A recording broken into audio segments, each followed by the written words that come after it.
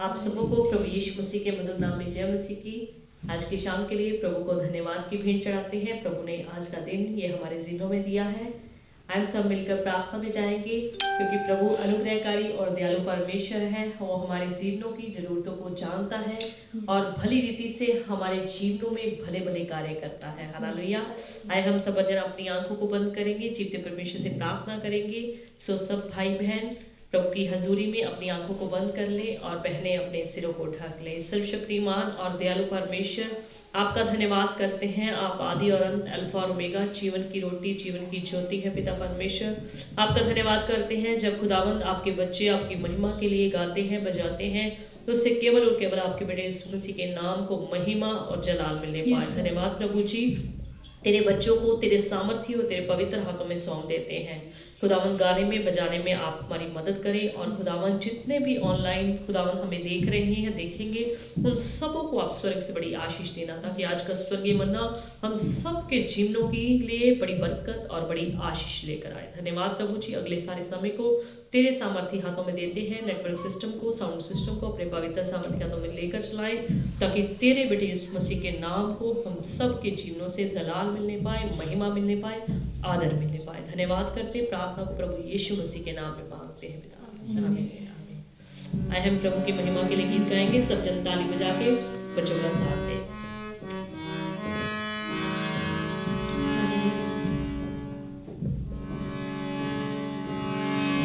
मेरा बलवी यहोवा तू, ते चट्टान यहोवा तू। मेरा बलवी यहोवा तू, ते चट्टान यहोवा तू। मेरे लुकने दी थावी तू, मेरा मान यहोवा तू। मेरे लुकने दी थावी तू, मेरा मान यहोवा तू। तेरे लिख लिख गीतां नूं मन खुशी नाल भर जावे। तेरे लिख लिख गीतां नूं मन खुशी नाल भर जावे। मिठा नाम यहोवा दा मेरे दिल विच बस जावे।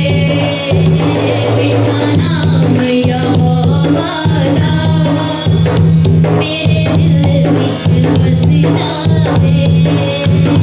यीशु राजा दे खजानियां विचों मैनू बरकत मिल जावे। यीशु राजा दे खजानियां विचों मैनू बरकत मिल जावे। मिठा नाम यहोवा दा मेरे दिल विच बस जावे। नैया अखियां से आने वाले नूं अज दर्शन दिखा मैनू। नैया अखियां से आने वाले नूं अज दर्शन दिखा दे मैनू। इन्हां पापां दे समंदरां विचों अज पार लंघा दे मैनू। इन्हां पापां दे समंदरां विचों अज पार लंघा दे मैनू। मैनू विच आसमानां दे यीशु राजा की नजर आवे। मैनू विच आसमानां दे यीशु राजा की नजर आवे। मिठा नाम यहोवा दा मेरे दिल विच बस जावे। मिठा नाम यहोवा दा मेरे दिल विच बस जावे। यीशु राजा दे खजानियां विचों मैनू बरकत मिल जावे।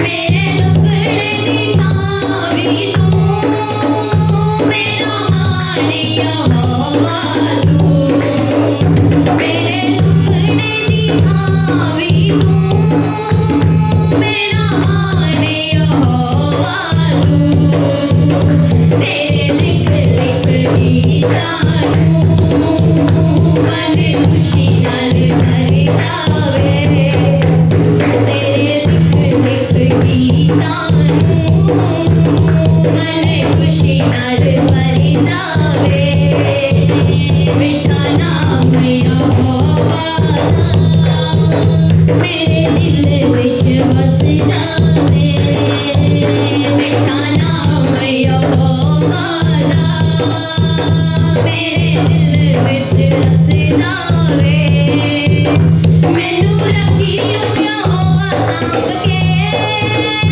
कदे चल ना कपट आवे मैनू रखी तू यहोवा सांभ के कदे चल ना कपट आवे सोटी लाठी वाली ताड़ ना रखी मैनू कदे ना घमंड आवे सोटी लाठी वाली ताड़ ना रखी मैनू कदे ना घमंड आवे जिंदगी च यहोवा दी वड्डी सारियां तो थां होवे जिंदगी च यहोवा दी वड्डी सारियां तो थां होवे मिठा नाम यहोवा दा मेरे दिल विच बस जावे यीशु राजा दे खजानियां विचों मैनू बरकत मिल जावे यीशु राजा दे खजानियां विचों मैनू बरकत मिल जावे लाइयां अखियां सियोन वल नूं अज दर्शन दिखा दे मैनू लाइयां अखियां सियोन वल नूं अज दर्शन दिखा दे मैनू ऐना पापा दे समंदरां विचों अज पारी लगा दे मैनू ऐना पापा दे समंदरां विचों अज पारी लगा दे मैनू विच आसमानां दे यीशु राजा दी नजर आवे मैनू विच आसमानां दे यीशु राजा दी नजर आवे मिठा नाम यहोवा दा मेरे दिल विच बस जावे मिठा नाम यहोवा दा मेरे दिल विच बस जावे यीशु राजा दे खजानियां विचों मैनू बरकत मिल जावे यीशु राजा दे खजानियां विचों मैनू बरकत मिल जावे मेरा मन यहोवा तू ते चट्टान यहोवा तू मेरा मन यहोवा तू ते चट्टान यहोवा तू मेरे लुकड़े दी थावी तू मेरा मान यहोवा तू मेरे लुकड़े दी थावी तू मेरा मान यहोवा तू तेरे लिख लिख गीतां नूं मन खुशी नाल भर जावे तेरे लिख लिख गीतां नूं मन खुशी नाल भर जावे मिठा नाम यहोवा दा मेरे दिल विच बस जावे मिठा नाम यहोवा दा मेरे दिल विच वस जावे जिंदगी च यहोवा दी बड़ी सारियां तो थां होवे जिंदगी च यहोवा दी बड़ी सारियां तो थां होवे यीशु राजा दे खजानियां विचों मैनू बरकत मिल जावे यीशु राजा दे खजानियां विचों मैनू बरकत मिल जावे यीशु राजा दे खजानियां विचों मैनू बरकत मिल जावे मिठा नाम यहोवा दा मेरे दिल विच वस जावे यीशु राजा दे खजानियां विचों मैनू बरकत मिल जावे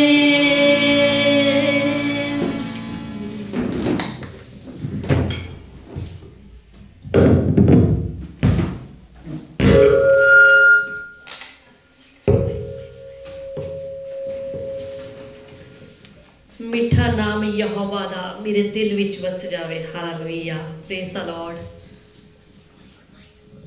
आप सबको खुदा यीशु मसीह के नाम में फिर से जय मसीह की। प्रभु के लिए, प्रभु की आशीषों के लिए, प्रभु की बरकतों के लिए, प्रभु के पवित्र नाम के लिए और पवित्र के परमेश्वर के पवित्र बहाए गए खून के लिए हम परमेश्वर का धन्यवाद करते हैं। हालेलुया। सो हम छोटी सी प्रार्थना करें। सर्वशक्तिमान और दयालु परमेश्वर आपका धन्यवाद करते हैं, आपका शुक्रिया करते हैं आज के आराधना के द्वारा आपके नाम को महिमा और जलाल मिलने पाए। धन्यवाद प्रभु जी। अगले समय को तेरे सामर्थ्य हाथों में देते हैं, तेरे पवित्र हाथों में देते हैं। तेरे करुणामय नाम के लिए हम तेरा धन्यवाद करते हैं प्रभु जी। आज का वचन, आज का कलाम हम सब की जिंदगियों के लिए बड़ी बढ़ोतरी के लिए, बड़ी उन्नति के लिए, बड़ी तरक्की का कारण होने पाए। धन्यवाद प्रभु जी। आपका वचन कहता है जब आपका वचन खुलता है तो भोले लोग भी उसमें प्रकाश पाते हैं, आशीष पाते हैं, शांति पाते हैं, बुद्धि और ज्ञान पाते हैं। धन्यवाद प्रभु जी।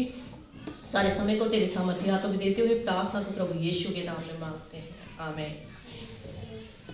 Hallelujah, hallelujah, thank you Jesus, hallelujah. आज के वचन का टॉपिक जैसे कि आप सबों को पता है, आप अपने साथ बाइबल और नोटबुक और पेन लेकर जरूर बैठा करें। आज हम पढ़ेंगे लूका की किताब, नए नियम से लूका की किताब 12 अध्याय उसकी 15 आयत। हर प्रकार के लोभ से अपने आप को बचाए रखो।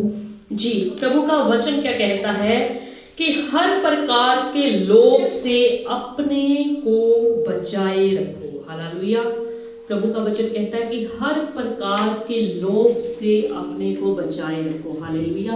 लोभ का मतलब क्या होता है? लोभ का मतलब होता है लालच करना, लालसा करना, जिसको हम ग्रीडी भी बोल देते हैं। हालेलुया। लोभ का मतलब लालच करना, लालसा करना। लालच भी कई तरह का होता है, जैसे किसी को धन संपत्ति प्राप्त करने का लालच, किसी को बड़ी कोठी और ज़्यादा बड़ी कोठी करने का लालच, किसी को बड़े सम्मान का, बड़े आदर का लालच कि मैं जहाँ भी जाऊँ, जिसके पास भी जाऊँ, जो मेरे पास आए या जिसके पास मैं जाऊँ, मेरे को बड़ा वहाँ पर आदर मिले, सम्मान मिले, यानी कि मेरी वहाँ पर बड़ी प्रशंसा हो। इस चीज़ का भी लालच कई लोगों को होता है। हालेलुया। पर इन सारी चीज़ों के बावजूद भी ऐसे इंसान को जो इन सारी चीज़ों की लालसा अपने मन में रखता है, लालच रखता है, वो कभी भी संतुष्ट नहीं हो पाता। प्रभु का वचन क्या कहता है? हर प्रकार के लोभ से अपने को बचाए रखो, क्योंकि किसी का जीवन उसकी संपत्ति की बहुतायत से नहीं होता। हालेलुया। प्रभु के कहने का मतलब है किसी की जिंदगी जो है उसके धन दौलत जो उसके पास बहुत है, उसकी बहुतायत से उसको जीवन नहीं मिलता। या उसकी धन दौलत से उसकी ज़िंदगी बड़ी नहीं होती। सो ये धन दौलत हमें कभी भी अनंत जीवन नहीं दे सकता, यहाँ तक कि इंसान को कभी ये संतुष्टि भी नहीं दे सकता, और इंसान को कभी भी ये चीज़ें, ये धन, ये दौलत, ये संपत्ति, ये प्रॉपर्टी कभी भी शांति नहीं दे सकती।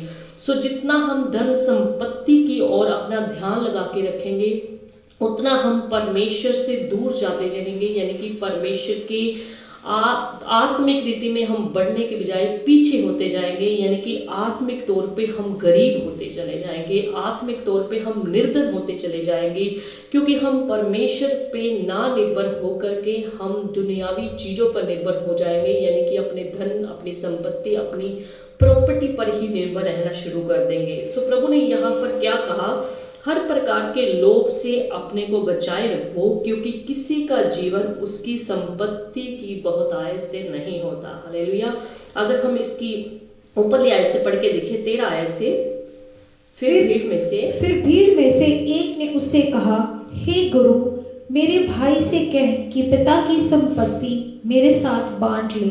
सो भीड़ में से एक व्यक्ति ने, एक इंसान ने प्रभु यीशु मसीह ने क्या कहा कि हे गुरु, मेरे भाई से इस बात को कह दे कि पिता की संपत्ति जो है मेरे साथ बांट ले, यानी कि मेरे साथ बंटवारा कर ले। जो संपत्ति हमारे बाप की है, हमारे पिता की है, उसको क्या कर ले, मेरे साथ बांट दे। तब प्रभु यीशु मसीह ने उससे क्या कहा कि हे मनुष्य, किसने मुझे तुम्हारा न्यायी या बांटने वाला नियुक्त किया है कि मैं तुम्हारे बाप की, तुम्हारे पिता की संपत्ति को तुम्हारे बीच में बांटूं या बंटवारा करूं। तब प्रभु यीशु ने उनसे कहा, चौकस रहो और हर प्रकार के लोभ से अपने आप को बचाए रखो। हर प्रकार के लोभ से अपने को बचाए रखो, चाहे वो धन संपत्ति का लोभ लालच है, चाहे वो बड़े माल खजाने का लोभ लालच है, चाहे वो बड़े सम्मान का, बड़े आदर का लोभ लालच है, चाहे वो अपना घर, आपकी कोठी जो आपके पास है उससे बड़ी कोठी बनाने का लालच है। प्रभु कहते हैं कि इस प्रकार के, यानी कि सब प्रकार के लोभ लालच से अपने आप को बचाए रखो, क्योंकि इन चीज़ों से तुम्हारे जीवन जो है तुम्हारा बड़ा नहीं हो जाएगा। हालेलुया। क्योंकि बाइबल का वचन कहता है कि जहाँ तेरा धन होगा वहाँ तेरा मन भी होगा। हालेलुया। सो प्रभु यीशु मसीह ने साफ यहाँ पर कहा कि किसी का जीवन उसकी संपत्ति की बहुतायत से नहीं होता। हालेलुया। सो हमें कभी भी मसीह लोगों को, जो हम प्रभु यीशु मसीह पर विश्वास रखते हैं, प्रभु यीशु मसीह की भक्ति करते हैं, सो हमें कभी भी धन दौलत की होड़ में नहीं होना चाहिए, यानी कि कभी भी धन दौलत की ओर हमारा झुकाव नहीं होना चाहिए, यानी कि कभी भी हम धन संपत्ति की ओर अपना जो है ध्यान न लगा के रखें, क्योंकि इन चीज़ों को अगर हम प्राप्त कर भी लेंगे तो और ज़्यादा हमारी जो है संतुष्टि घटती जाएगी, और हम संतुष्टि अपनी पाने के लिए, पूरी करने के लिए वो क्या करते रहेंगे, और ज़्यादा धन प्राप्त करने की कोशिश करते रहेंगे। हालेलुया। सो प्रभु के लोगों को, मसीह लोगों को कभी भी अपना जो झुकाव है, अपना ध्यान जो है धन संपत्ति की ओर नहीं रखना चाहिए, बल्कि जीवते परमेश्वर की ओर रखना चाहिए। जिसने हमें रचा है, जिसने हमें बनाया है, वो हमारी ज़रूरतों को भली रीति से, अच्छी रीति से जानता है। हालेलुया।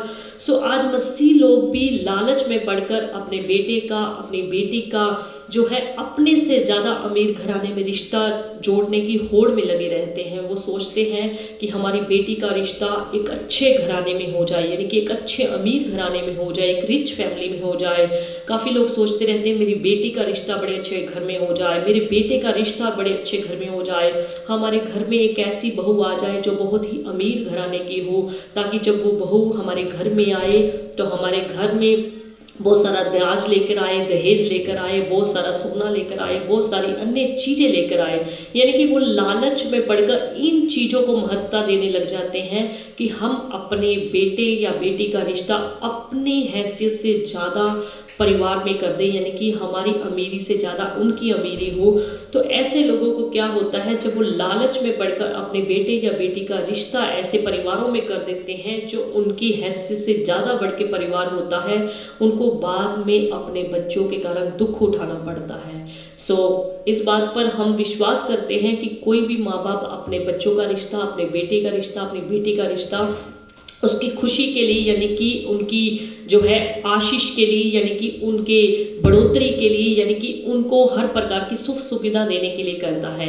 पर कई बार हम लालच जब अपने मन में रख लेते हैं कि मेरी बेटी का रिश्ता एक अच्छे परिवार में हो जाए, एक अच्छे घराने में हो जाए, एक अमीर फैमिली में हो जाए, वो हमारी लालच की सोच कई बार हमें दुख में डाल देती है। कई बार कुछ मसीह लोग क्या सोचते हैं कि हमारे बेटे का रिश्ता जो है, हमारे बेटे की शादी एक ऐसी अच्छी खानदानी लड़की के साथ हो जाए जो हमारे घर में खूब दाज दहेज सोना बहुत कुछ पैसा कपड़ा लेकर आए। सो याद रखिए, अगर आप परमेश्वर से बढ़कर इन चीज़ों को महत्ता देते हैं, यानी कि परमेश्वर से ज़्यादा इन चीज़ों को अहमियत देते हैं, यानी कि बिना परमेश्वर से पूछे इन चीज़ों की लालसा रखते हुए आप अपने बेटे बेटियों का रिश्ता करते हैं, तो याद रखिए ये लालच एक दिन आपको समस्याओं में डाल देगा।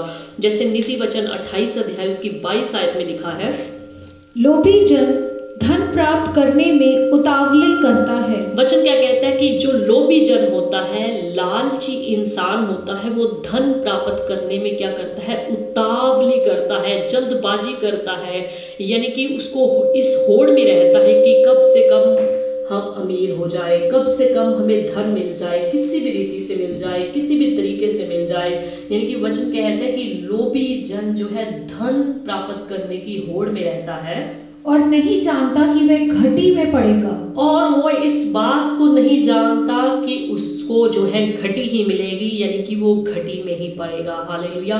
सो मसीह परिवारों को, मसीह माँ बाप को, मसीह बच्चों को अपना रिश्ता जो है परमेश्वर से पूछ करके करना चाहिए, यानी कि परमेश्वर के वचन में से सलाह लेकर, परमेश्वर के सेवकों से सलाह लेकर करना चाहिए। कभी भी लालच में आकर अगर हम इस तरीके के रिश्ते करते हैं तो वचन कहता है कि लोभी जन धन प्राप्त करने में उतावली बरतता है और उसको क्या होता है, अंत में उसको क्या होगी, समस्या मिलेगी और वो घाटे में पड़ेगा। हालेलुया। अगर हम इब्रानियों 13 अध्याय की 5 आयत में देखें, तुम्हारा स्वभाव लोभ रहित हो।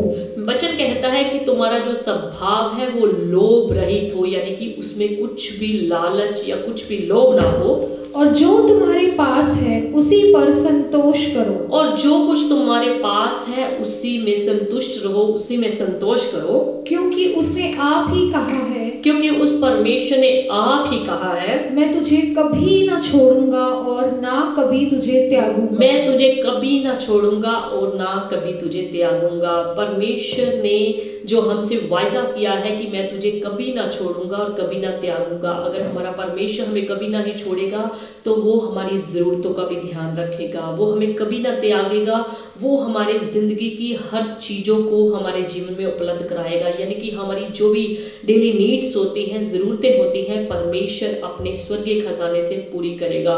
सो कभी भी लोभ में पड़कर, लालच में पड़कर हमें इस तरीके के रिश्ते नहीं करने चाहिए, इस तरीके की होड़ में नहीं रहना चाहिए, इस तरीके की उतावली नहीं रखनी चाहिए कि मैं कब से अमीर बन जाऊं, कब से कब धन संपत्ति का जो है मैं वारिस बन जाऊं, कब से कम धन पर संपत्ति जो है मेरे हिस्से में आ जाए, कब से कम मेरे भाइयों के साथ बंटवारा हो जाए, कब से कम मेरे मम्मी पापा जो है मुझे अपनी संपत्ति में से हिस्सा दे दे। हालेलुया। क्योंकि वचन कहता है कि लोभी जन धन प्राप्त करने में उतावली करता है और इस बात को नहीं जानता कि वह घटी में पड़ेगा। हालेलुया। आज काफी समाज में ऐसे लोग हैं जो कहते हैं कि क्रिश्चियन धर्म जो है लोगों को लालच देता है, लोगों को लोभ लालच में फंसा लेता है, तभी लोग चर्च में जाते हैं। वो कहते हैं कि इनको पैसा दिया जाता है, इनको लाखों रुपए मिलते हैं, तभी ये अपना धर्म बदल देते हैं। अगर ऐसा होता तो सारे के सारे चर्च में आने वाले लोग लखपति बन जाते। अगर ऐसा ही होता कि क्रिश्चियन धर्म जो है किसी को पैसा देता होता, किसी को लालच में फंसाता होता या लालच में किसी को चर्च में बुलाते होते, तो सभी के सभी चर्च में जाने वाले लोग लखपति बन जाते और सभी के सभी अपने अपने घरों में रहते, कोई भी किराए के मकानों में या कोई भी झुग्गी में या कोई भी छोटे घरों में नहीं रहता, यानी कि सबके सबके अपने घर बन जाते। हालेलुया। सो सबके घर जब बन जाते तो कोई भी गरीब ना रहता, कोई भी किराए के मकानों में ना रहता। जब हमने भी प्रभु यीशु मसीह को ग्रहण किया, काफी लोग हमें भी कहा करते थे आपको कितना पैसा मिला है, आपको कितना पैसा दिया गया क्रिश्चियन धर्म अपनाने के लिए, कितना पैसा आपको मिला है, चर्च में जाने के लिए। सो ये सरासर बिल्कुल ही गलत है, जबकि ये सारा कुछ झूठ है और इसमें कोई भी बात सत्य नहीं है। अगर कोई विश्वासी जन जो प्रभु के घर में जाता है, अगर किसी लोभ लालच में प्रभु के घर में जाता है, तो वह सच पूछिए तो सच्चा मसीह भी नहीं है। हालेलुया। बाइबल कहती है कि लोभी जन परमेश्वर के राज्य में वारिस नहीं करेंगे। अगर कोई जन इस लालच में जाता है कि मुझे चर्च से कुछ मिल जाए, मुझे चर्च से पैसा मिल जाए, जैसे समाज में बहुत सारी ऐसी अफवाह फैली हुई है कि क्रिश्चियन लोग जो है लोगों को चर्च में बुलाते हैं, प्रभु के घर में बुलाते हैं और उनको पैसा बांटते हैं। सो वचन कहता है कि लोभी जन जो होंगे वो परमेश्वर के राज्य में वारिस नहीं होंगे। और ऐसा लालच करने वाले लोग, लोभ लालच रखने वाले लोग कभी भी परमेश्वर के सच्चे लोग नहीं होते, सच्चे विश्वासी नहीं होते। सो सच पूछिए वो सच्चे मसीह नहीं होते। हालेलुया। सो बाइबल लोभी जन को यानी कि लोभ करने वालों को मूर्ति पूजा के बराबर कहती है। अगर आपने लोभ लालच कर लिया तो समझो आपने मूर्ति पूजा कर ली, और बाइबल मूर्ति पूजा से सख्त नफरत करती है। हालेलुया। सो कभी भी प्रभु के घर में जाने के लिए लालच ना करें, प्रभु से प्रार्थना करें। प्रभु के जब आप सच्चे भक्त बन जाएंगे तो आपके जीवन में अपने आप ही सारी सुख सुविधाएं उपलब्ध होंगी। हालेलुया। सो वचन कहता है कि पहले तुम उसके धर्म और उसके राज्य की खोज करो तो सारी वस्तुएं आपको मिल जाएंगे। हालेलुया। आज भाई भाई का बैरी है, भाई भाई से झगड़ा करता है, आज बहन भाई की बैरी है और उससे झगड़ा करती है, आज बहू सास ससुर की बैरी है और उससे झगड़ा करती है। किस लिए? सिर्फ इसलिए कि उसको प्रॉपर्टी मिल जाए, उसको धन दौलत मिल जाए, उसको संपत्ति मिल जाए, उसका बंटवारा जो है अच्छे ढंग से हो जाए, उसके हिस्से में ज़्यादा से ज़्यादा अपने ससुराल वालों का, अपने माँ बाप का जो है पैसा उसके हिस्से में आ जाए, उसके बैंक बैलेंस में ज़्यादा से ज़्यादा पैसा आ जाए, उसके भाई की प्रॉपर्टी में से ज़्यादा हिस्सा उसको मिल जाए। इसलिए भाई भाई का बैरी बन जाता है और उससे झगड़ा करता है, बहन भाई की बैरी बन जाती है, उससे झगड़ा करती है, और बहू सास ससुर के जो है विरोध में हो जाती है कि वो उससे झगड़ा करती है कि मुझे कुछ ना कुछ धन संपत्ति जो है अपने माँ बाप से, अपने ससुराल वालों से मिल जाए। हालेलुया। इसी लालच में आकर आज पारिवारिक रिश्तों बिल्कुल जो है खत्म हो चुके हैं। इसी चक्कर में, इसी लोभ लालच ने पारिवारिक रिश्तों में दरारें डाल दी हैं। इसी लोभ लालच ने जो है पारिवारिक रिश्तों में फूट डाल दी है। हालेलुया। इसी कारण, इसी लोभ लालच में पड़कर आजकल मसीह लोग भी इसी लोभ लालच में पड़कर अपने भाई से झगड़ा करते हैं, अपनी बहन से झगड़ा करते हैं, अपने माँ बाप से झगड़ा करते हैं और अपने सास ससुर से झगड़ा करते हैं कि मुझे मेरी प्रॉपर्टी का ज़्यादा से ज़्यादा जो है हिस्सा चाहिए, ज़्यादा से ज़्यादा मुझे इसका बंटवारा चाहिए, ज़्यादा से ज़्यादा मुझे इसकी धन संपत्ति चाहिए। पर नीति वचन 28 अध्याय उसकी 25 आयत में लिखा है, लालची मनुष्य जो होता है वो क्या करता है? लालची मनुष्य झगड़ा मचाता है। लालची मनुष्य जो है झगड़ा मचाता है। किस लिए झगड़ा मचाता है? वो लालच में पड़कर उसको और कुछ नहीं सूझता, बस उसको ये सूझता है कि जिस चीज़ का मुझे लालच है, चाहे मुझे लड़ाई करनी पड़े, चाहे मुझे झगड़ा करना पड़े, चाहे मुझे किसी के ऊपर दोष लगाना पड़े, चाहे मुझे किसी का कत्ल करना पड़े, चाहे मुझे किसी की चोरी करनी पड़े, चाहे मुझे किसी की ठगी करनी पड़े, चाहे मुझे किसी को धोखा देना पड़े, वो लालच में पड़कर उसकी आंखें जो है अंधी हो जाती हैं, उसके कान क्या होते हैं? बंद हो जाते हैं, और वो इन लालच में पड़कर, धन संपत्ति के लालच में पड़कर कुछ भी करने की हद तक पहुंच जाता है। यानी कि उसको कुछ भी अच्छा नहीं सूझता जब वो लोभ लालच के चक्कर में पड़ जाता है। चाहे उसको किसी की ठगी मारनी पड़े, किसी के साथ धोखा करना पड़े, चाहे किसी का कत्ल करना पड़े, और चाहे किसी का कुछ भी ऐसा कार्य करना पड़े जिससे परमेश्वर नाराज हो जाए। हालेलुया। पर मसीह लोगों को ऐसे लालच में पड़कर कभी भी अपने पारिवारिक रिश्तों को खराब नहीं करना चाहिए। बहुत सारे मसीह लोगों की सूचना, बहुत सारे मसीह लोगों की खबरें भी हमारे पास ऐसे मिलती हैं कि उन्होंने लोभ लालच में पड़कर अपनी पारिवारिक प्रॉपर्टी के कारण अपने भाई के साथ, अपनी बहन के साथ, अपने ससुराल वालों के साथ, अपने माँ बाप के साथ बहुत ही लड़ाई झगड़ा किया और बहुत ही उन्होंने जो है बंटवारे के चक्कर में एक दूसरे को कत्ल कर दिया, एक दूसरे को मार कर दिया। हालेलुया। पर बाइबल हमें इस चीज़ से बिल्कुल आगाह करती है कि हमें इस चीज़ का लालच कभी भी नहीं करना चाहिए। जिस परमेश्वर की हम भक्ति करते हैं, जिस परमेश्वर को हमने ग्रहण किया है और जिसका वचन कहता है कि मैं तुझे कभी ना छोड़ूंगा और कभी ना त्यागूंगा, वो हमारी ज़रूरतों को जानता है। हालेलुया। अगर हम सच्चे मन से, सच्चे हृदय से प्रभु की भक्ति करेंगे तो परमेश्वर की आशीषें भर भर के हमारे जीवन में आएंगी, जिसके बारे में हमने कभी सोचा भी नहीं था, जिसके बारे में हमने कभी याद भी नहीं किया था कि हमें ऐसी चीज़ें मिल जाएंगी, हमें कभी ऐसी प्रॉपर्टी मिल जाएगी, हमें कभी ऐसा धन संपत्ति मिल जाएगी या ऐसी कभी सुख सुविधा मिल जाएगी। हालेलुया। बाइबल कहती है कि प्रभु के सेवकों को भी लालच नहीं करना चाहिए। हालेलुया। ऐसा नहीं कि सिर्फ विश्वासी जनों को बाइबल कहती है कि आपको लोभ लालच में नहीं पड़ना चाहिए, कि या किसी धन संपत्ति के लालच में नहीं पड़ना चाहिए, बल्कि बाइबल सेवकों के लिए भी स्पष्ट कहती है कि उनको भी किसी चीज के लोभी या लालची नहीं होना चाहिए। हालेलुया। बाइबल स्पष्ट कहती है 1 तीमुथियुस 3 अध्याय की 3 आयत में कि वे परमेश्वर के सेवक जो है धन के लोभी ना हो। हालेलुया।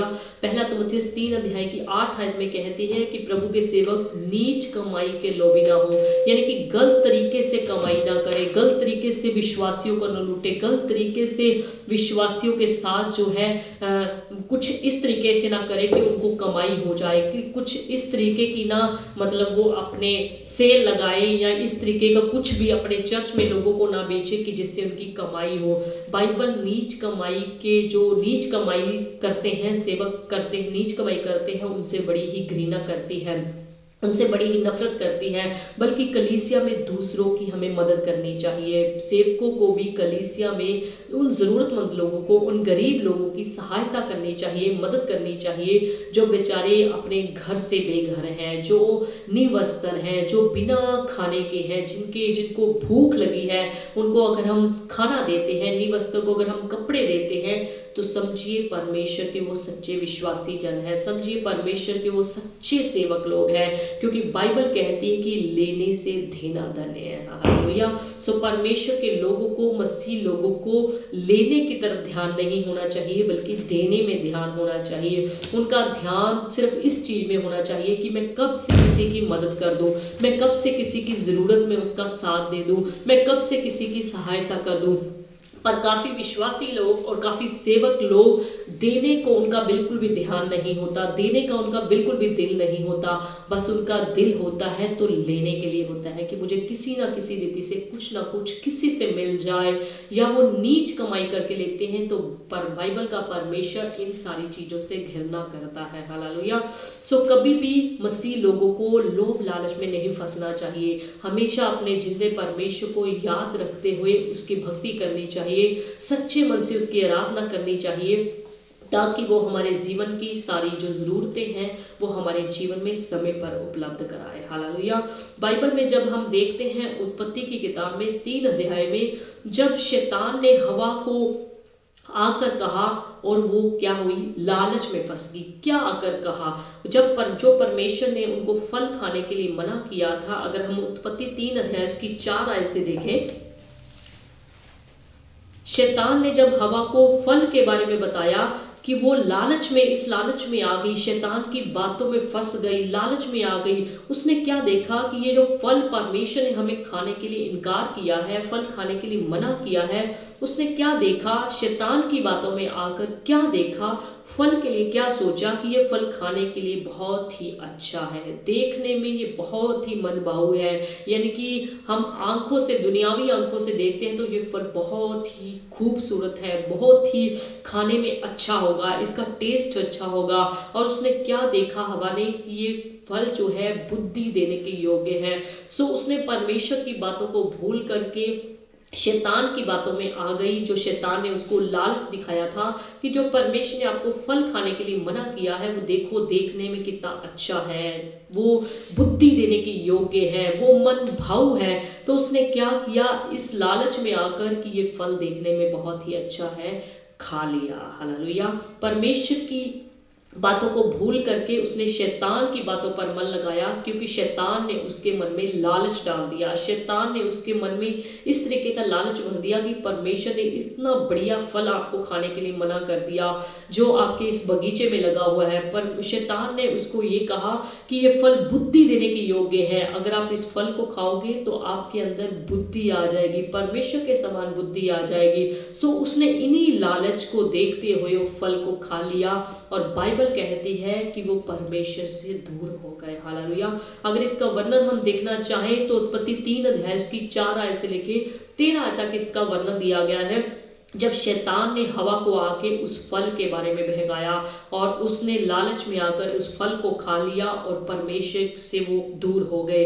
यशाया की किताब 57 अध्याय उसकी 17 आयत में देखिए क्या लिखा है, बाइबल क्या कहती है। यशाया 57 अध्याय उसकी 17 आयत, उसके लोभ के पाप के कारण मैंने क्रोधित होकर उसको दुख दिया था। उसके लोभ के पाप के कारण मैंने गुस्से में होकर उसको क्या दिया था, दुख दिया था, और क्रोध के मारे उससे मुंह छुपाया था। और क्रोध के मारे उससे क्या किया था, अपना मुंह छिपाया था। हालेलुया। सो बाइबल कहती कि उसके लोभ के पाप के कारण मैंने क्रोधित होकर उसको दुख दिया था। सो जब हवा ने इस तरीके का पाप कर दिया, इस तरीके के लालच में आकर उसने पाप किया, तो परमेश्वर की हजूरी से वो क्या हो गए, दूर हो गए। सो कभी भी मसीह के लोगों को शैतान की बातों में नहीं आना चाहिए, बल्कि परमेश्वर के वचन की ओर अपना ध्यान रखना चाहिए कि परमेश्वर का वचन हमें क्या कहता है, क्या आज्ञा देता है, क्या सिखाता है। हालेलुया। सो दुनियावी अगर हम आंखों से देखें तो हमें बहुत कुछ संसार में अच्छी चीजें मिलेंगी, पर ये जानते हुए कि वो सारी चीजें हमें परमेश्वर की हजूरी से दूर कर देंगी, परमेश्वर के वचन से दूर कर देंगी, परमेश्वर के प्रेम से जुदा कर देंगी और परमेश्वर की हजूरी से हमको बिल्कुल ही पीछे ले जाएंगी। सो कभी भी मसीह के लोगों को इस तरीके के लोभ लालच में नहीं पड़ना चाहिए, खासकर जो शैतान हमारे मनों में डालता है, जो शैतान हमारी आंखों के सामने लेकर के आता है। हालेलुया।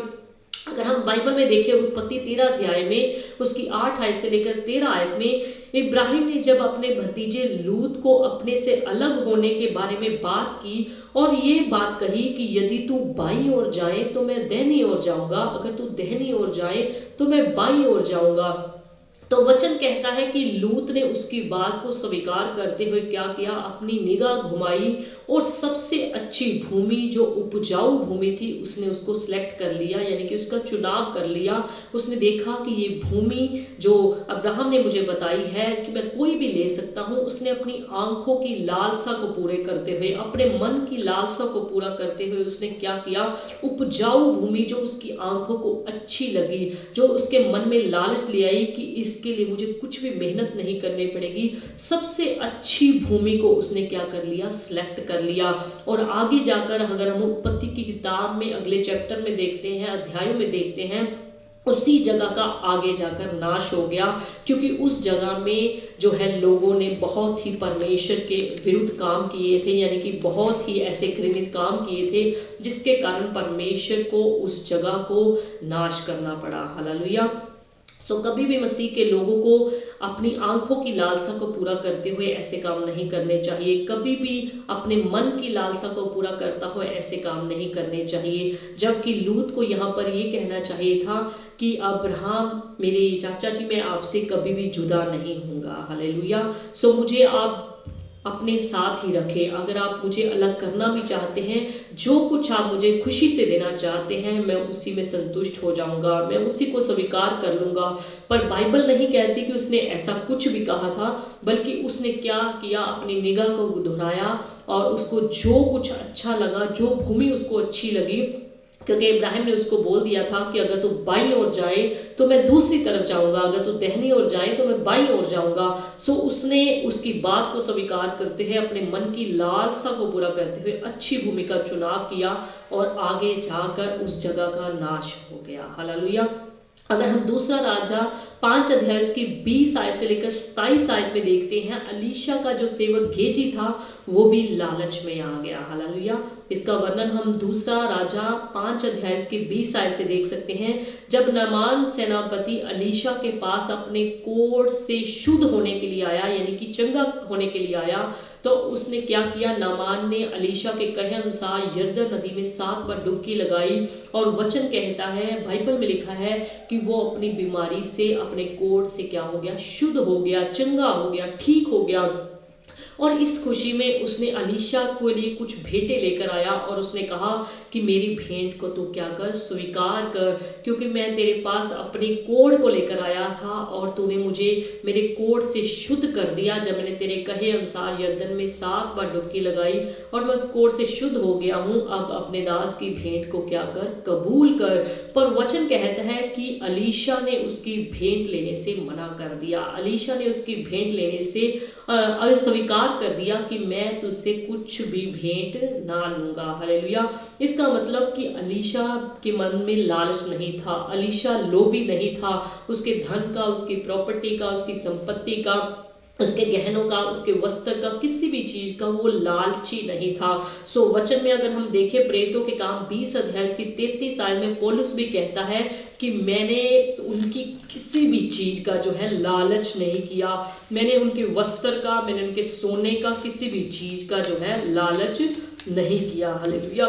सो उसी प्रकार हम देखते हैं कि अलीशा ने भी यहाँ पर नामान के किसी भी चीज का लालच नहीं किया, पर गेहजी ये सारी बातें देख रहा था, गेहजी ये सारी बातें सुन रहा था। उसने कहा कि इतना कुछ नामान मेरे जो है दास के पास, अलीशा के पास, मेरे स्वामी के पास इतना कुछ लेकर आया है और ये क्या कर रहा है कि इसने कुछ भी उससे नहीं लिया कि ऐसे ही उसको वापस कर दिया। सो उसके मन में लालच आ गया और उसने अपनी मर्जी से ही बिना अलीशा से पूछे उसके पास जाकर उससे भेंट ले ली, यानी कि वस्त्र ले लिए, झूठ बोल के ले लिए। और जब अलीशा को ये सारा मैटर पता चल गया, क्योंकि उसने आत्मा में ही सारा ये जान लिया था कि किस तरीके से गेहजी जो है नामान के पास वस्त्र लेकर आया है, भेंट लेकर आया है, झूठ बोलकर लेकर आया है, तो वचन कहता है कि अलीशा ने गुस्से में आकर उसके लालच की वजह से नामान का कोढ़ जो है गेहजी के ऊपर लगा दिया। हालेलुया। कई बार हम अपने लालच में पड़कर अपनी जिंदगी का नाश कर देते हैं, हम अपने जो है खुशियों का नाश कर देते हैं। कई बार हम लालच में पड़कर अपनी जो हमारे पास खुशियां होती हैं, जो हमारे पास शांति होती है, उसको हम भंग कर देते हैं। अगर हम नीति वचन 15 अध्याय की 27 आयत में देखें तो वचन क्या कहता है, लालची अपने घराने को दुख देता है। हालेलुया। सो जब अलीशा को ये सारी बात पता चली तो उसने गेहजी को क्या किया, नामान का सारा कोढ़ तेरे और तेरे घराने को लग जाए। हालेलुया। सो उसने अपने आप खाम दुख उठा लिया। वो अच्छा जो था अलीशा के पास रहा करता था, उसके पास किसी चीज की घटी नहीं होगी, पर उसके मन में जो लालच था, उसकी निगाह में जो लालच था कि मेरे स्वामी अलीशा ने ऐसे ही जो है नामान को लौटा दिया, उससे कुछ भी भेंट नहीं लिया, उसके लालच ने ही उसको क्या किया, नामान का कोढ़ लगवा दिया। हालेलुया। नीति वचन 15 अध्याय की 27 आयत में लिखा है, लालची जो होते हैं, लालची जन जो होते हैं, लोभी जो जन होते हैं, वो अपने घराने को क्या देते हैं, दुख देते हैं। हालेलुया। जब हम मत्ती की किताब में देखते हैं तो शैतान ने प्रभु यीशु मसीह को भी लालच दिया, प्रभु यीशु मसीह को भी लालच की बातें कही और क्या कहा कि यदि तू गिर करके मुझे दंडवत करेगा, मुझे प्रणाम करेगा, तो सारे जगत का राज्य और वैभव मैं तुझे दे दूंगा। हालेलुया। देखिए प्रभु यीशु मसीह जो सच्ची सरकार, जो हमारा जीविता परमेश्वर, उसको भी शैतान आके लालच में फंसा रहा है कि तू मुझे क्या कर, दंडवत कर, तू मुझे क्या कर, आके प्रणाम कर, अगर तू मुझे ऐसा करेगा तो मैं तुझे सारे जगत का राज्य दे दूंगा, सारे जगत का मैं तुझे क्या दे दूंगा, वैभव दे दूंगा। हालेलुया। सो प्रभु यीशु मसीह उसके लालच में नहीं आए। हालेलुया। सो आज हमें भी प्रभु यीशु मसीह की तरह किसी भी शैतान की बातों में आकर लालच में नहीं पड़ना चाहिए, लोभ में नहीं पड़ना चाहिए, परमेश्वर के ऊपर डिपेंड रहना चाहिए, परमेश्वर के ऊपर निर्भर रहना चाहिए कि मेरा परमेश्वर जो कुछ मेरे जीवन में करेगा वो अच्छा करेगा, भला करेगा और मेरी ज़रूरतों को अच्छे ढंग से पूरा करेगा। हालेलुया। अगर हम प्रेरितों के काम 5 अध्याय की 1 आयत से 11 आयत तक देखें तो वहां पर हनन्याह और सफीरा के बारे में लिखा हुआ है, जिन्होंने लालच में आकर पतरस से झूठ बोल दिया कि ये जमीन हमने इतने में ही बेची है। हालेलुया।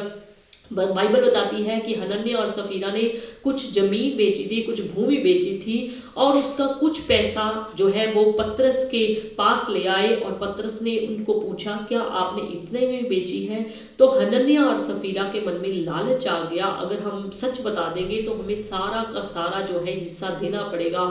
सो उन्होंने लालच अपने मन में रख लिया, हम सारा पैसा क्यों दें। सो उन्होंने झूठ बोल दिया, और झूठ बोलने के चक्कर में, लालच में पड़कर उन्होंने, इसी कारण बाइबल कहती है कि उनका नाश हो गया। दोनों लिखा है कि पति और पत्नी जो है मर गए।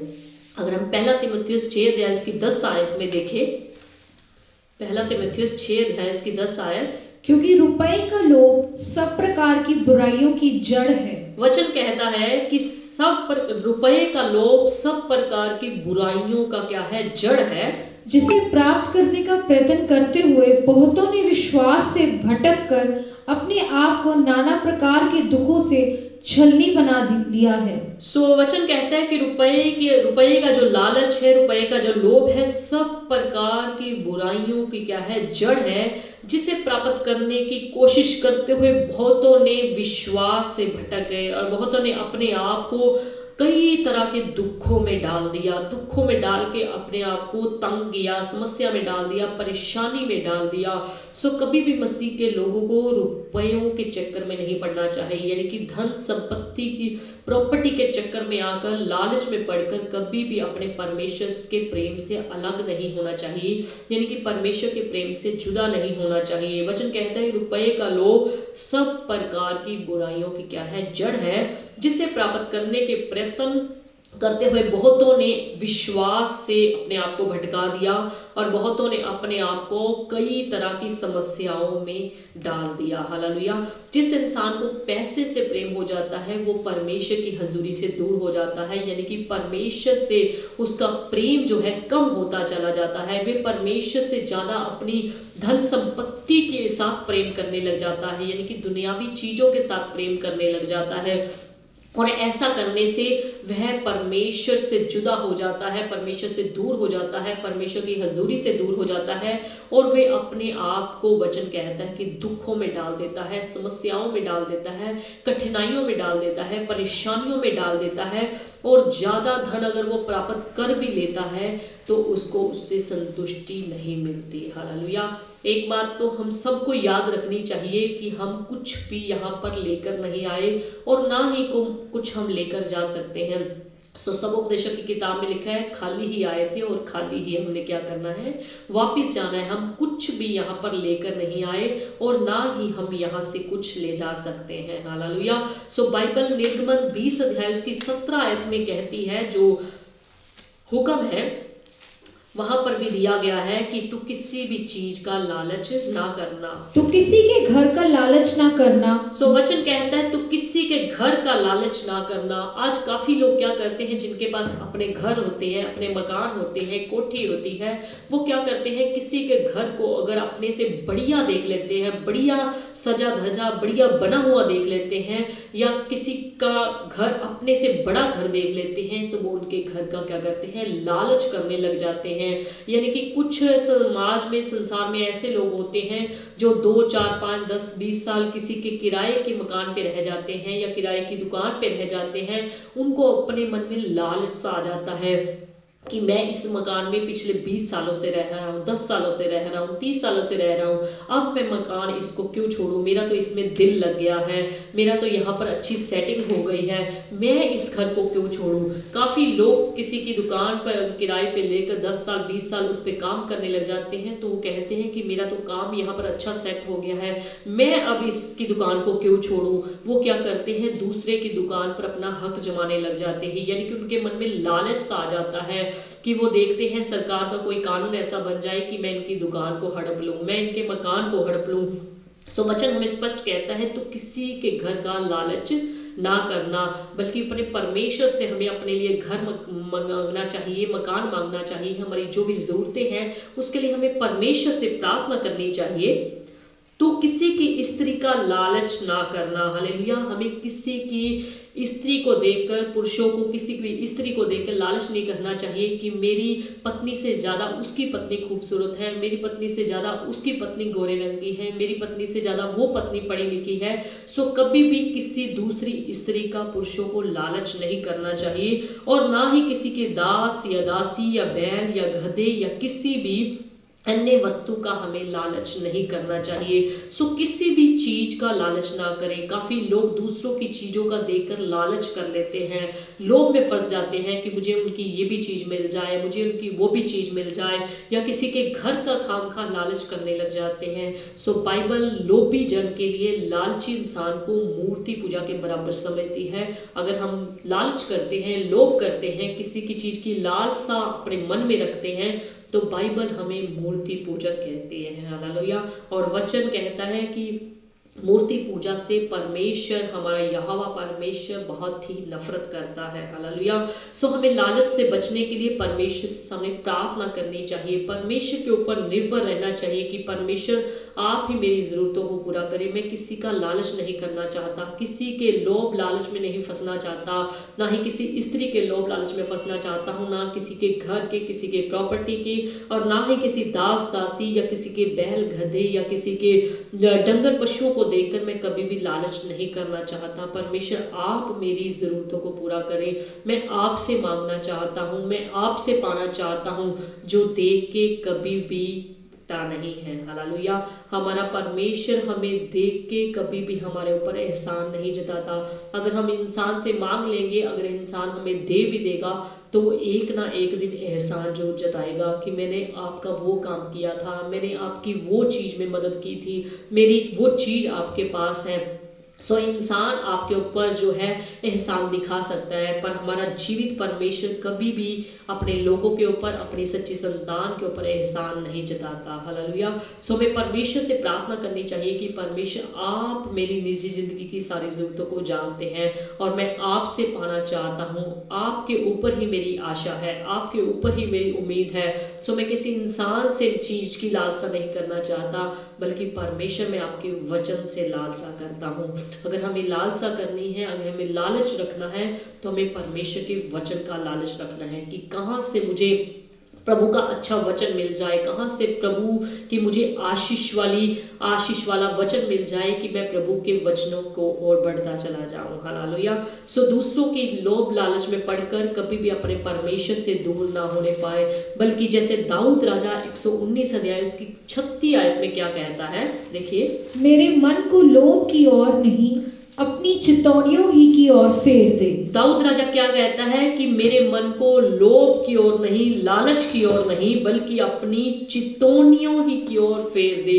चितौनियों का मतलब क्या होता है कि परमेश्वर का वचन, परमेश्वर की आज्ञा, परमेश्वर की आज्ञाकारिता की ओर ही मुझे क्या कर दे, फेर दे। मैं परमेश्वर तेरी आज्ञाओं पर ही मनन करना चाहता हूँ, तेरी आज्ञाओं पर ही मैं ध्यान लगाना चाहता हूँ। मेरे मन में ऐसी कोई भी लोभ की बात ना रहे। हालेलुया।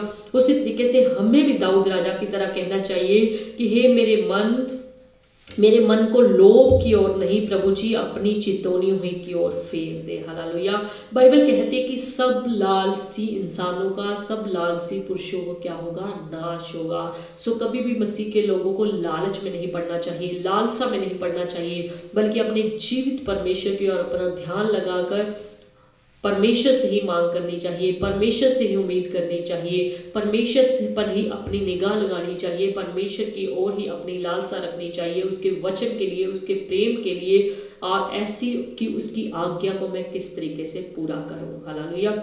सो वचन में हमने क्या पढ़ा था कि हर प्रकार के लोभ से अपने आप को क्या रखो, बचाए रखो। सो हमें अपने हर लोभ लाभ से क्या करना चाहिए, बचा के अपने आप को रखना चाहिए। सो परमेश्वर से प्रार्थना करते रहना चाहिए कि प्रभु जी मुझे हर प्रकार के लोभ से बचा ले, मुझे हर प्रकार के लालच से बचा ले।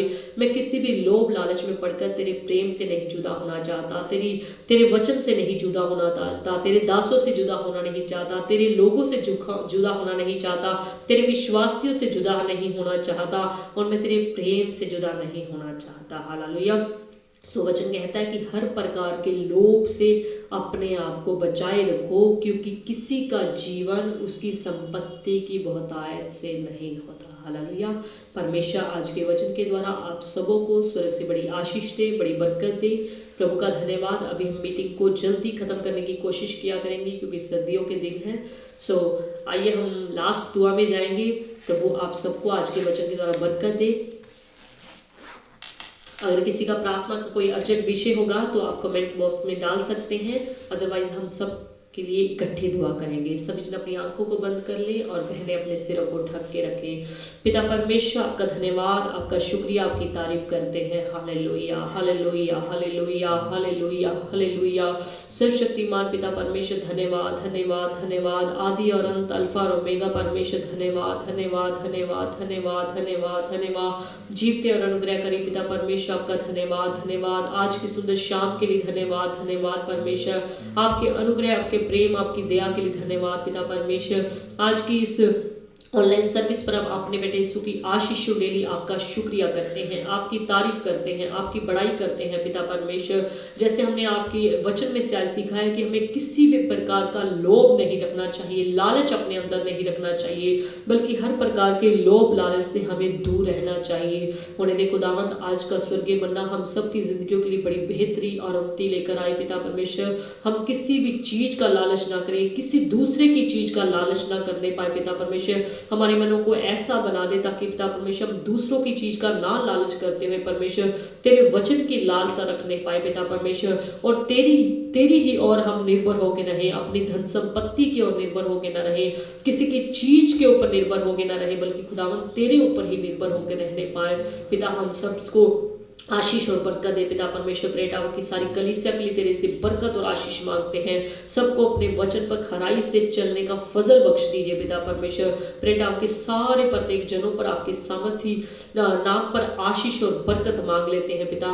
किसी के जन में कोई बीमारी है, तकलीफ है, परेशानी है, चिंता है, खुदा यीशु के कोड़े खाने की मार के द्वारा उनकी सारी परेशानी, उनकी सारी बीमारी, उनकी सारी तकलीफें खुदा यीशु के कोड़े खाने की मार के द्वारा जाती रहे पिता परमेश्वर। अपना पवित्र हाथ बढ़ाकर अपने बच्चों को छुए और तंदुरुस्त कर दीजिए, उन पर दया कीजिए, कृपा कीजिए। दुआ करते हैं पिता परमेश्वर पूरे लुधियाना की कलीसिया पर, पूरे पंजाब की, पूरे हिंदुस्तान की, पूरे वर्ल्ड की कलीसियाओं पर तेरे बेटे यीशु की आशीष और बरकत मांगते हैं। प्रत्येक जन पर अपना अपने चंगा करने वाला सामर्थ्य हाथ बनाए और सबको अपने वचन पर पूरी तरह से चलने का फजल बख्श दीजिए पिता परमेश्वर। अगर कोई इसमें से दुखी है, बीमार है, यीशु मसीह के नाम में वो चंगाई और आशीष पाए। जितने भी दूसरी कलीसिया के लोग हैं सब अपनी कलीसियाओं में अपने पासवानों के साथ वफादारी के साथ खुदावन तेरे नाम में, तेरे अनुग्रह में, तेरे प्रेम में बढ़ते चले जाए। धन्यवाद प्रभु जी। ये कोरोना का कहर जो खुदावन अभी भी खुदावन हमारे देश में, दूसरे देशों में चल रहा है पिता परमेश्वर, आप अपने गुस्से को ठंडा कीजिए खुदावंद। हम जानते हैं कि आपके लोगों ने, आपके बच्चों ने इस संसार में रहते रहते ऐसे ऐसे काम किए हैं जिससे खुदावंद आपका आत्मा शोकित हुआ है, आपका आत्मा दुखी हुआ है। वो खुदावंद फिर भी खुदावंद सारी प्रजा के लोगों के लिए, अपने पूरे हिंदुस्तान के लिए, बाहरले देशों के लिए, पूरे वर्ल्ड के लिए आशीष और बरकत मांग लेते हैं, सबके लिए चंगाई मांग लेते हैं। सबको क्षमा कर दीजिए, माफ कर दीजिए पिता परमेश्वर। सबको खुदावंद अपने वचन की ओर मोड़ लीजिए ताकि पिता परमेश्वर सब के सब तेरे वचन को पढ़ करके खुदावंद उस पर चलने वाले बन जाए। धन्यवाद प्रभु जी। अभी दूसरा कोरोना जो एंटर हो गया है और खुदावंद जो बर्ड फ्लू भी शुरू हो गया है पिता परमेश्वर, सारी महामारियों पर, सारी बीमारियों पर आपके बड़े सुखी खुदावंद आशीष मांगते पितावंद, लोगों के लिए बरकत मांगते हैं और लोगों के लिए चाहते हैं कि इन सारे वायरस से डरते हुए खुदावंद वो तेरी नजदीकी में आ जाए पिता परमेश्वर, और कहने वाले बन जाए कि जब से ये कोरोना हमारे देश में आया है हमें प्रभु की भक्ति की ओर हमारा ध्यान लग गया है। जब से ये बर्ड फ्लू आया है तब से हम परमेश्वर की ओर अपना झुकाव करने लग गए हैं। जब से ये कोरोना आया है तब से हम परमेश्वर की ओर घर जाने लग गए हैं। खुदावंद ऐसा अपने लोगों पर फजल बख्श दीजिए ताकि लोग आपके इस कहर से डरते हुए खुदावंद आपसे डरना शुरू कर दे पिता परमेश्वर। खुदावंद आपके घर में जाना शुरू कर दे, आपकी भक्ति करनी शुरू कर दे पिता परमेश्वर। तेरी दया, तेरी कृपा तेरे लोगों पर मांगते हैं पिता परमेश्वर। हमारे प्रधानमंत्री मोदी जी को आशीष दो, सद्बुद्धि ज्ञान दो पिता परमेश्वर, अपने वचन अपनी इच्छा के मुताबिक उनको चलने का फजल दो पिता परमेश्वर, ताकि किसानों के आंदोलन में जो खुदावंद आपकी मर्जी है वही फैसला सुनाने पाए। और खुदावंद हमारे किसान लोग, बुजुर्ग लोग, किसान बुजुर्ग कितने ठंड में ठिठुर रहे हैं पिता परमेश्वर, हम तो अपने घरों में ठिठुरते हैं पिता परमेश्वर, पर वो खुले दिल्ली में बैठकर ठिठुर रहे हैं पिता। आप उन पर कृपा कीजिए, उनको अपने चंगा करने वाले सामर्थी हाथों में लीजिए और ठंड के प्रकोप से बचाए और इस आंदोलन से जल्द उनको छुटकारा दे दीजिए पिता। सारे मिनिस्टर्स पर आपके बेटे यीशु की आशीष मांगते हैं, जितने भी फ्रंट लाइन में खुदावन लोग काम करते हैं, ड्यूटीज करते हैं, उन सबों पर भी तेरी आशीष और बरकत मांगते हैं। पढ़ने वाले बच्चों के लिए बरकत मांगते हैं, उनकी सद्बुद्धि ज्ञान दीजिए ताकि पिता परमेश्वर तेरी इच्छा के मुताबिक आगे बढ़ने पाए पिता परमेश्वर। इन लॉकडाउन के डेज में जब वो बच्चे घरों में हैं खुदावन, कोई भी दुष्ट की ताकत खुदावन नेट के जरिए, इंटरनेट के जरिए उनके जीवनों में, उनके दिल दिमाग में घर ना करने पाए, बल्कि पिता परमेश्वर आपके पवित्र आत्मा का कब्जा आपके उन सारे नौजवान बच्चों के ऊपर हो जाए और नशे से हमारी पूरी पीढ़ी जो है, जवान पीढ़ी पूरी तरह से आजाद होने पाए पिता परमेश्वर। अपना पवित्र हाथ बढ़ाकर अपने लोगों पर, अपना आशीष वाला सामर्थ्य हाथ बढ़ाकर अपने लोगों को शुद्ध कीजिए, पवित्र कीजिए और अपने वचन पर चलने का सबको फजल बख्श दीजिए। धन्यवाद पिता परमेश्वर बेटाओं की सारी कलीसिया पर, सारे सेवादारों पर, सारी senior committee, junior committee, volunteers, worship team, media team पर और सारे विश्वासी जनों पर आपके बेटे यीशु की बरकत और आशीष मांगते हैं। धन्यवाद प्रभु जी, नेटवर्क सिस्टम पर आपने आशीष डेली, साउंड सिस्टम पर आपने आशीष डेली, आपका धन्यवाद करते हैं पिता। अगले समय में आप अपने लोगों की रहनुमाई करें, मदद करें, सहायता करें। तेरा बेटा यीशु मसीह हम सब के जीवनों से जलाल और महिमा पाने पाए। धन्यवाद प्रभु जी, आपने हमारी प्रार्थना को सुन लिया। प्रार्थना को प्रभु यीशु मसीह के सामर्थ्य और जीवित नाम लेकर मांगते हैं पिता, आमीन आमीन। सो आप सबको एक अनाउंसमेंट है कि आप सबको, जैसे काफियों को पता चल गया है कि संडे चर्च जैसे कि इस साल से जनवरी महीने से ओपन हो चुका है।